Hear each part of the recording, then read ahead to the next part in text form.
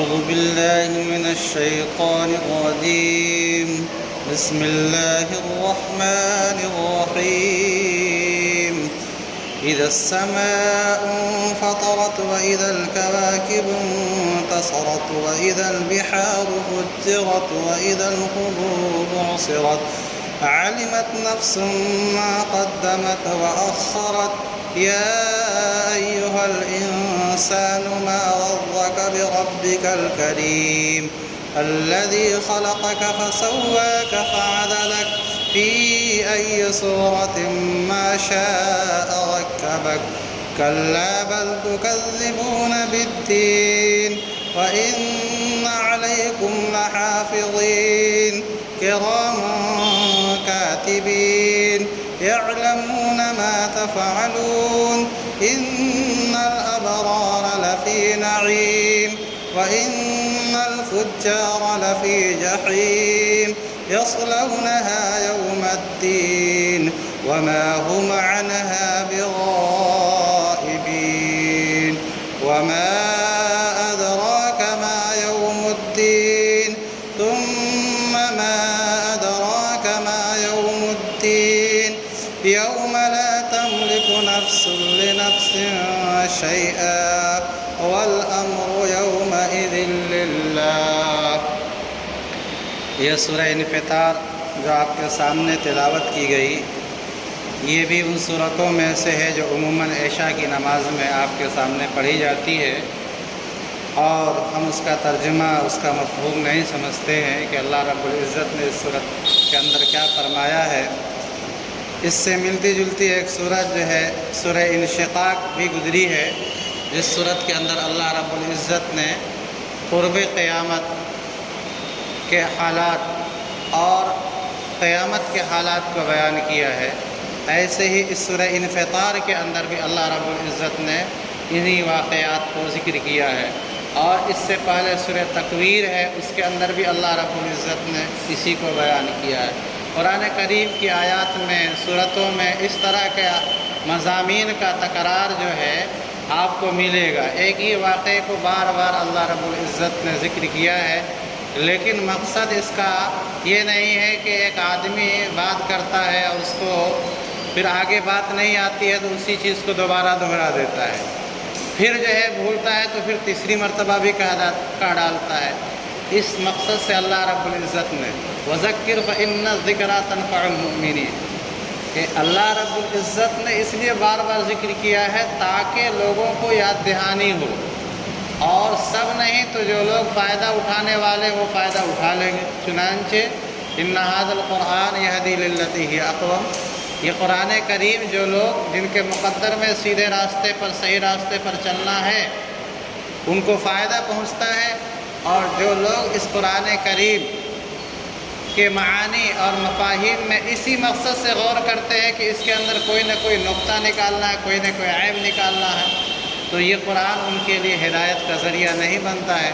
چنانچہ آپ یقین نہ کریں، حدیث پاک کی جو بڑی بڑی کتابیں ہیں، ان کے متون، ان کی عبارتوں کو بھی مستشرقین جو یہودی علماء ہیں وہ حرف بحرف یاد کیے ہوئے ہیں۔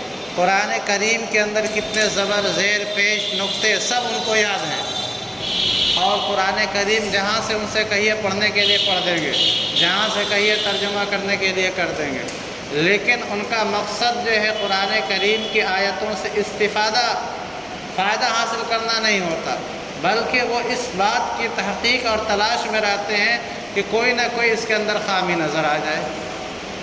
تو یضل بہ کثیرا کہ قرآن کریم بہت سارے لوگوں کے لیے ضلالت کا ذریعہ بنا، اور بہت سارے لوگوں کے لیے ہدایت کا بھی ذریعہ بنتا ہے۔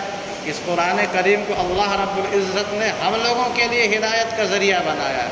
تو اسی مضمون کو اللہ تعالیٰ نے، میں نے بتایا کہ آپ کے سامنے سورہ 30ویں پارے کے اندر سورہ تکویر میں بھی، سورہ انفطار جو آپ کے سامنے تلاوت کی گئی، اور اس سے پہلے سورہ انشقاق، ان سب میں ان مضامین کو بیان کیا، اور مقصد یہی ہے کہ انسان جو ہے قیامت کے حالات کو سمجھتے ہوئے اپنی زندگی کے اندر سدھار پیدا کرنے کی کوشش کرے۔ اللہ کے نبی علیہ الصلوۃ والسلام سے صحابہ نے سوال کیا کہ من اکیس الناس، کہ اللہ کے نبی سب سے عقل مند اور ہوشیار کون آدمی ہے؟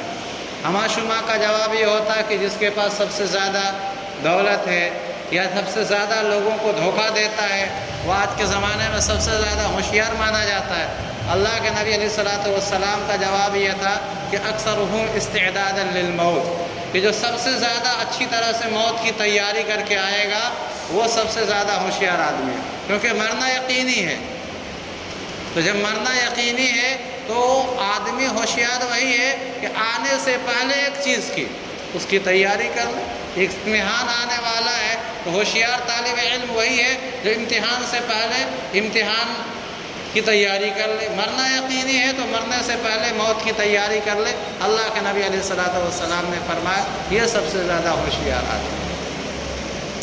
تو اللہ رب العزت نے اس کے اندر بھی قرآن کا قیامت سے پہلے جو واقعات پیش آئیں گے کہ آسمان کے اندر شغاف پڑ جائے گا، پھٹن پڑ جائے گی، اللہ رب العزت نے اسی کو کہا اذا السماء انفطرت، یاد کرو اس وقت کو جب آسمان پھٹ پڑے گا، واذا الکواکب انتصرت، اور یہ جو ستارے جو ہم کو رات میں دکھائی دیتے ہیں یہ سر جھڑ کر کے ٹوٹ کر کے زمین پر آ چکے ہوں گے، واذا البحار فجرت، اور یہ سمندر جس کو ہم دیکھتے ہیں اللہ رب العزت اس کو ایک دوسرے میں ملا دے گا، کہ بعض سمندر کا پانی کھارا ہوتا ہے، بعض کا جو ہے میٹھا ہوتا ہے، سب کو اللہ گڑبڑ کر دیں گے۔ ایک معنی تو یہ ہے، اور ایک معنی اس کا یہ بیان کیا ہے کہ اللہ رب العزت جو ہے سمندر کے پانی میں آگ دہکا دیں گے۔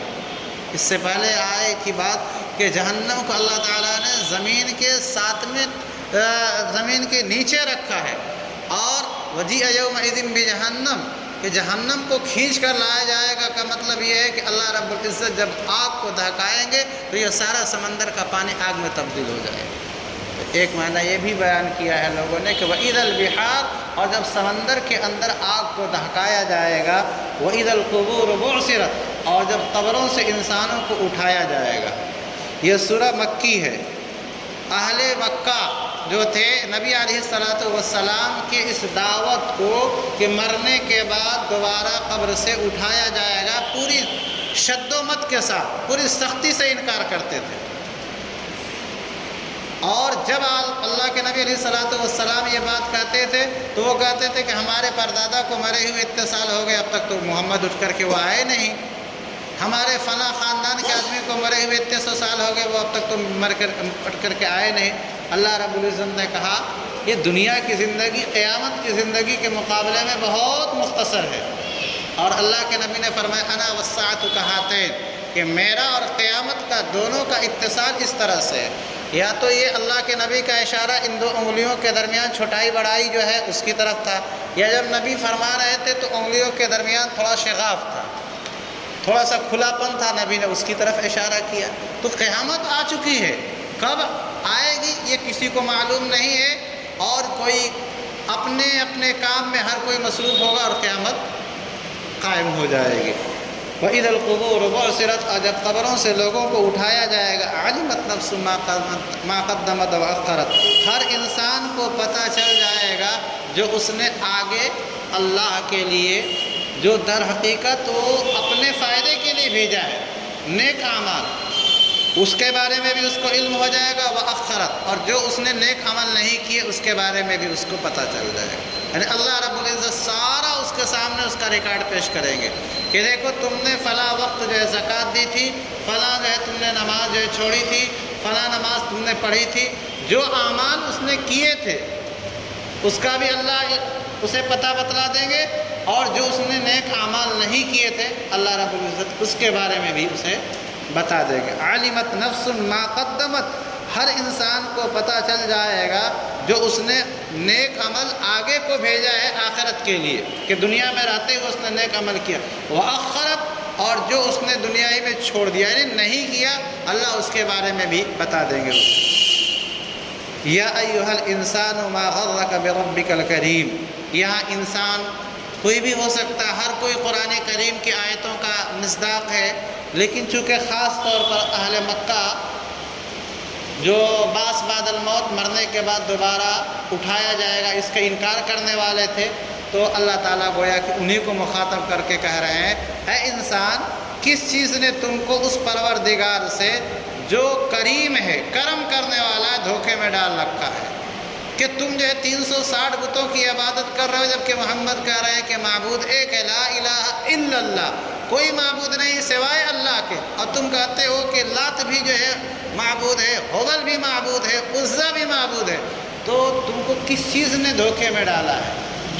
کیوں تم دھوکے میں پڑے ہوئے ہو؟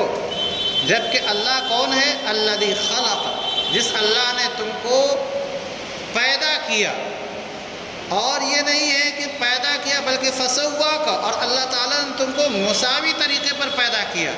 اگر ہاتھ دیے تو تمہارے ہاتھ برابر سرابر دیے، دو پیر دیے تو برابر سرابر، دو آنکھیں دیے تو برابر سرابر، سواک فعدلک، اور اللہ نے تمہارے اندر اعتدال پیدا کیا کہ انسان جو ہے ہر عمل کو اعتدال سے کر رہا ہے۔ جہاں بھی اعتدالی پائی جاتی ہے تو وہ کسی نہ کسی اسباب خارجیہ کی وجہ سے پائی جاتی ہے، لیکن فی نفس ہی اعتدال، کہ استقامت ہونی چاہیے، میانہ روی ہونی چاہیے۔ ہمارا دین مذہب اسلام جو ہے یہ بھی اعتدال پسندی کا نام ہے۔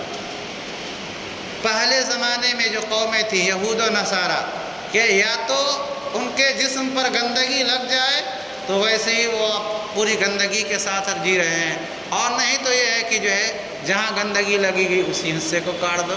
ہمارے ہاں یہ حکم ہوا کہ اگر گندگی لگ جائے تو اس کو دھل لو، اور دھلنے سے کپڑا اور بدن پاک ہو جاتا ہے۔ ان کے یہاں ایسا نہیں تھا، گندگی ہے تو ویسے ہی پڑھ رہے ہیں نماز۔ اور کسی قوم کو جیسے کہ یہودیوں کو حکم ہوا تھا کہ اپنے چمڑے کو ہی کاٹ ڈالو، تو افراط اور تفریط نہیں۔ ایسے ان کے ہاں یہ تھا کہ عورت کو جو مہینہ آتا ہے اس مہینے میں بعض قوموں نے عورتوں کے ساتھ ملنے کو درست قرار دیا، اور بعض قوموں نے جو ہے بیوی کو گھر سے ہی نکال دیا۔ اسلام نے کہا ایسا نہیں، عورت اتنی اچھوت بھی نہیں ہے کہ اس حالت کے اندر وہ اس کی فطرت میں داخل ہے کہ اس کو گھر سے باہر نکال دیا جائے، اور ایسا بھی نہیں ہے کہ اس حالت کے اندر بیوی سے ملاقات بھی کیا جائے۔ قرآن نے کہا وَلَا تَقْرَبُوا النِّسَاءَ فِي الْمَحِيضِ، عورتوں سے حالت حیض میں نہ ملو، لیکن نہ ملنے کا یہ مطلب نہیں کہ عورت کو گھر سے نکال دو۔ اعتدال پسندی کا نام ہے۔ فَعَدَلَكَ، اللہ نے تمہیں اعتدال عطا کیا۔ فِي أَيِّ صُورَةٍ مَا شَاءَ رَكَّبَكَ، اللہ نے تمہیں جس شکل میں چاہا اللہ تعالیٰ نے تمہیں مرکب کیا۔ كَلَّا بَلْ تُكَذِّبُونَ بِالدِّينِ، ایسا ہرگز نہیں ہے، یعنی جو کفار مکہ عقیدہ رکھتے تھے کہ مرنے کے بعد دوبارہ زندہ نہیں کیا جائے گا، اللہ نے انکار کیا کہ ایسا نہیں ہے، بلکہ مرنے کے بعد دوبارہ پیدا کیا جائے گا۔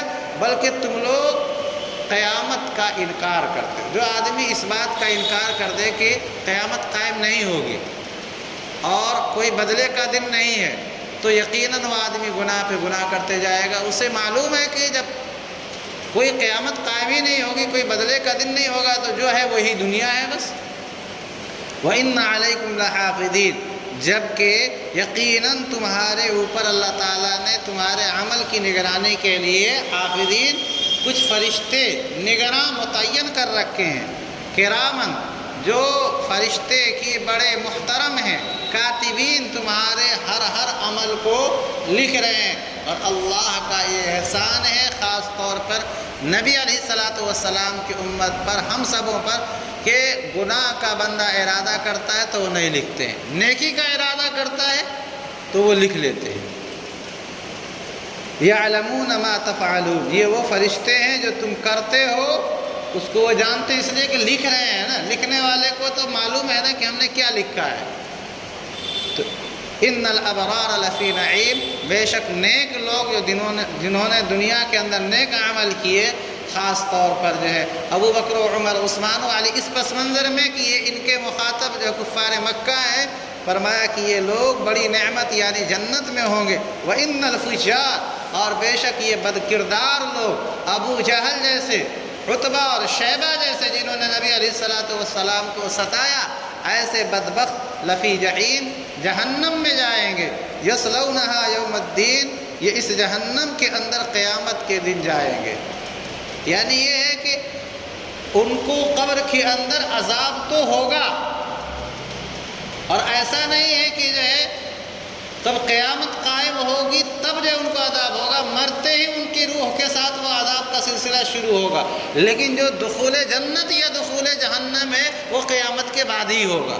لیکن اللہ رب العزت قیامت کے بعد جنت اور جہنم کے جو حالات ہیں وہ منکشف کر دیتے ہیں۔ یہ جو کہا گیا ہے کہ القبر روضۃ من ریاض الجنہ او حفرۃ من حفر النیران، کہ قبر جنت کے باغوں میں سے ایک باغ ہے یا جہنم کے گڈھوں میں سے ایک گڈھا ہے۔ اس کا مطلب یہی ہے کہ اللہ رب العزت جنت کے اندر جو آشائش ہے وہ قبر میں عطا کرتے ہیں، اور جہنم کے اندر جو تکالیف ہے وہ قبر میں عطا کرتے ہیں۔ لیکن حقیقت میں جنت اور جہنم میں جایا جانا یہ تو قیامت قائم ہونے کے بعد ہی ہوگا۔ تو یصلونھا یوم الدین، اس جہنم کے اندر وہ قیامت کے دن داخل ہوں گے۔ وما هم عنھا بغائبین، اور یہ جہنم میں جانے والے جہنم سے بھاگیں گے نہیں۔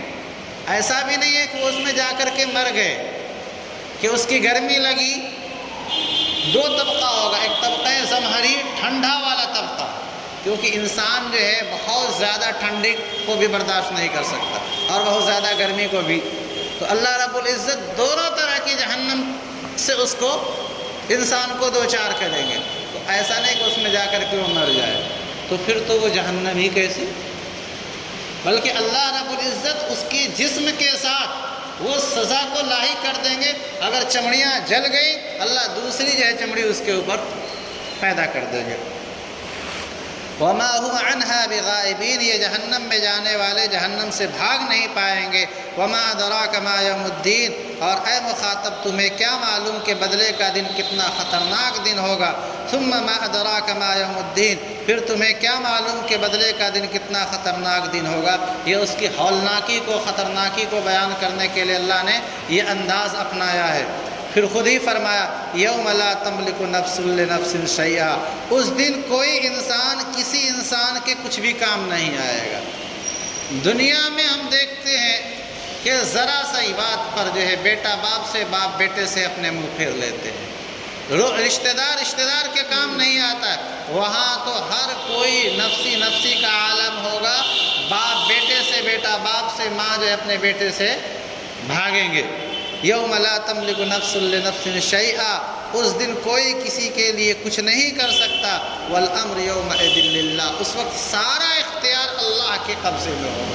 دنیا کے اندر ہم تھوڑی تھوڑی چیزوں کے اختیارات کی وجہ سے دوسروں کو ستانا شروع کر دیتے ہیں کہ ہمارے پاس دولت ہے، ہمارے پاس حکومت ہے، لہذا ہم جو چاہیں کر دیں، اور کرنے والے کرتے ہیں۔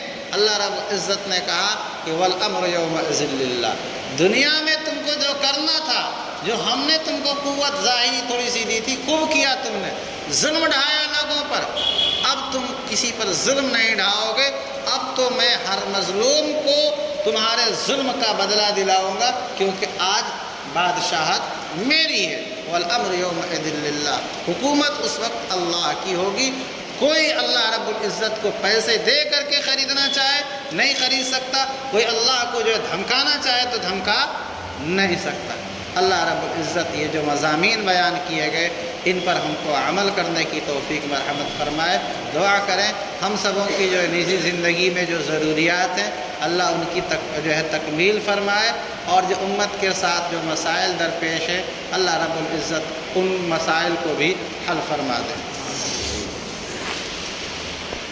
الحمد للہ رب العالمین والصلاة والسلام علی سید الانبیاء والمرسلین۔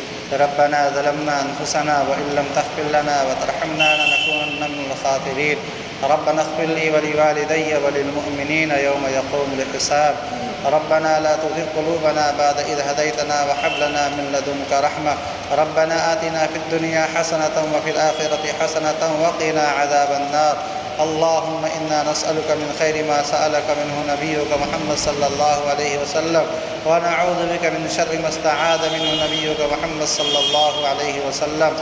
اے اللہ ہم سب کے گناہوں کو معاف فرما دیجئے، اے اللہ ہم سب کی خطاؤں کو درگزر فرما دیجئے۔ اے ہمارے پروردگار، ہم سب سر سے لے کر پیر تک گناہوں میں ڈوبے ہوئے ہیں۔ یا اللہ ہم سبوں کو اپنے گناہوں کا اعتراف اور اقرار ہے۔ یا اللہ آپ داتا ہیں، یا اللہ آپ مولا ہیں، یا اللہ آپ انعام کرنے والے ہیں، یا اللہ آپ رحم کرنے والے ہیں، کرم کرنے والے ہیں، یا اللہ آپ ہم سبوں پہ رحم فرما دیجئے، کرم فرما دیجئے۔ اے ہمارے پروردگار، ہمارے ہر چھوٹے بڑے گناہوں کو جو ہم نے انجانے میں کیے ہوں یا ہم نے جان بوجھ کے کیے ہوں یا رات کے اندھیرے یا دن کے اجالے میں کیے ہوئے، یا اللہ ہر قسم کے گناہ کو محض اپنے فضل و کرم سے معاف فرما دیجئے۔ اے ہمارے پروردگار، ہم حاضرین میں سے جن کے ماں باپ دنیا سے جا چکے ہیں، یا اللہ ان کی مغفرت فرما دیجئے، ان کو کروڑ کروڑ جنت میں داخل فرما دیجئے۔ اے ہمارے پروردگار، جن کے ماں باپ زندہ ہیں ان کی خدمت کی توفیق و رحمت فرما دیجئے۔ اے ہمارے پروردگار، اپنے پاک گھر بیت اللہ کی اور نبی پاک صلی اللہ علیہ وسلم کی روضے کی زیارت عطا فرما دیجئے۔ یا اللہ ہمیں حج اور عمرے کی توفیق مرحمت فرما دیجئے۔